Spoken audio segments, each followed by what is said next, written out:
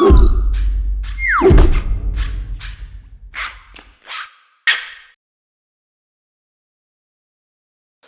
everybody, this is Peter with GoodyReader.com. We have the Asus or Asus Zenfone 3 Zoom, and this was given to us by Asus or Asus, and you can see that it has, I'll just kind of hold it here on the specs, 13 megapixel camera and two 12 megapixel cameras, 2 gigahertz LTE dual SIM, 5.5 inch display, has headset, it says bumper included but it's actually a case, 32 gigs on board with an SD card slot, and yes, it does do 3G as well if you are in a country where it doesn't have LTE.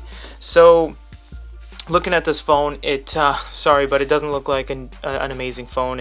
It's very, very simplistic. It's just a bar. It has nothing kind of special to offer on the front. It has back, home, cascading apps button, and camera on the front with a light sensor and an earpiece. On the side you have volume up and down, you have a power button, and you have a SIM card tray. This also is a deep SIM card tray which doubles as a SD card slot as well. So you can do one SIM in an SD or two SIMs. You can't do both. Looking on the back's where it gets a little bit interesting. You have two cameras, that's really cool, so you can switch between those, and you have a very nice cool and warm light package with some sensors, and you have a fingerprint touch sensor on the back as well. Now this is a smartphone like any other, it's Android, so we're not going to go through the settings of what makes an Android phone an Android phone. I mean, that's redundant. You don't come here to look for that. That's not why you're here. So we're going to see what makes this Asus. Why is this Asus? Why would you buy this phone? Well, this is the preloaded stuff it comes with. We're just going to go through a couple of these. We have to-do lists. You can add tasks of what you want to do. It also syncs with other services. You have flashlight, so you can turn on the flashlight at the back. It also has screen settings you can use as well for screen brightness and RGB color. You also have FM radio. You do need the headphones in order to utilize that, of course. Mini movie is, allows you to make mini movies with either slideshow pictures, the movies you've taken on your phone, or stuff in the store. We also have my Asus Service Center. That's just service information, so you can click on that and contact them. These are 3 images we took with the camera. They're very high quality, and you can use photo collage that is preloaded and make, photo collages and upload them as a single image, so you can do that with that app. We also have Quick Memo. It's just a memo. You can see that the keyboard here, very fast, very crisp. You have the row of numbers up top. Because this is Android, you can load in any keyboard you want. Sound recorder is just a sound recorder. Hey everyone, it's Peter with GoodyReader.com. Pause. Delete. Yeah, so it's just a sound recorder. Nothing kind of crazy there. Zen Circle is Asus or Asus's kind of, it's like a little mini social media platform. You can see editor's choice, download wallpapers, or you can click on people, and Zen Circle allows you to share life stories and interact with other people. So it's kind of like their own proprietary social media platform. Zenfone Care allows you to go to like assistants and FAQs and message boards, which is very similar to this here, which is Zen Talk, which is as well threads and message boards. So like here, this guy says, when will you upload this? User.zip, let me know, blah blah blah, and you can click on that, and looks to be like there's 17 comments already. So,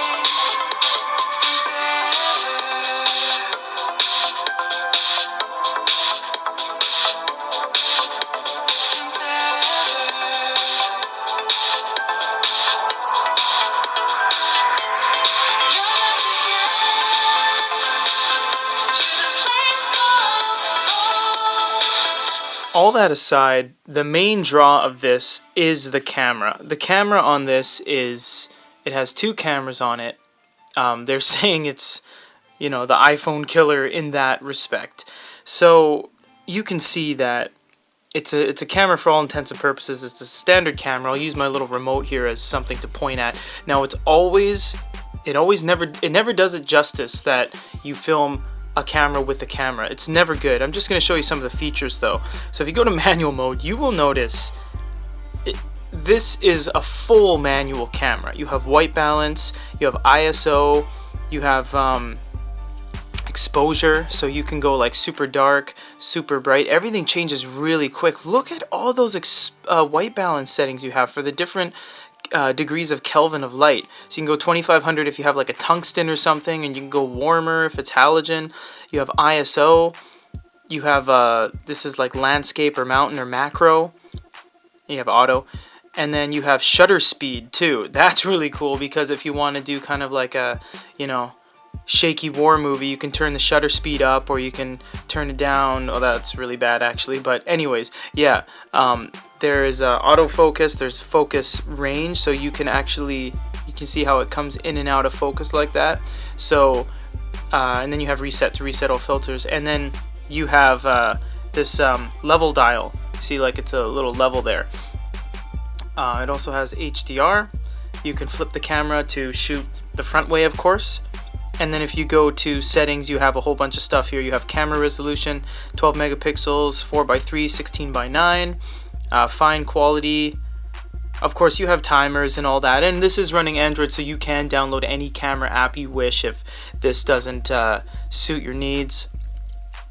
Smart brightness. We're not going to go through every one of these. There's way too many settings. But the thing to really note here, I'll also go through these. So you have beautification. So like if you take a picture of something, you can add like, what do you call, like bigger eyes and stuff like that. QR code, of course. Super resolution. Full manual mode, like I said there. Depth of field, which is like your focus range kind of thing. So you can blur out the background. Different selfie stuff, panorama. There's so much here. We simply just can't show it all, because each one of these we could, cover 2-3 minutes of coverage on. HDR Pro, basically you're filming like a camcorder kind of thing.